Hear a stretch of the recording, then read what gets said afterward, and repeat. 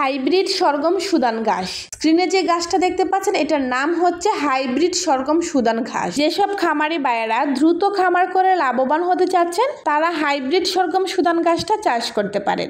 এই গাছটা আপনি অল্প খরচে চাষ করে দ্রুত লাভবান হতে পারবেন। আপনি যদি আপনার খামারের গবাদি পশুকে দ্রুত মোটা তাজা করতে চান তাহলে এখনই কাঁচা ঘাস চাষ করুন। আর কাঁচা ঘাসের সেরা ঘাসই হচ্ছে সরগম সুদান ঘাস।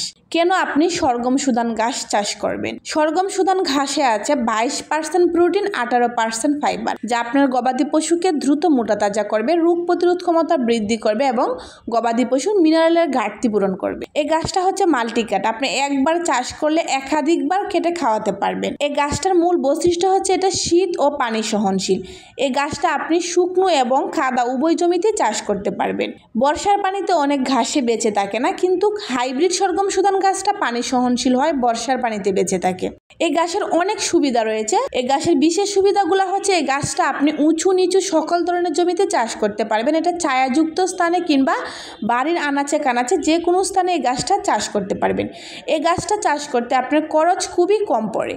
হাইব্রিড সরগম সুদান গাছটা বীজ থেকে হয়। এই গাছের বীজ পাবেন আলিফ এগ্রো সার্ভিসে। এটা আমরা সরাসরি বিদেশ থেকে আমদানি করে থাকি। অরিজিনাল ঘাসের বীজ নিতে এক্ষুনি যোগাযোগ করুন আলিফ এগ্রো সার্ভিসে।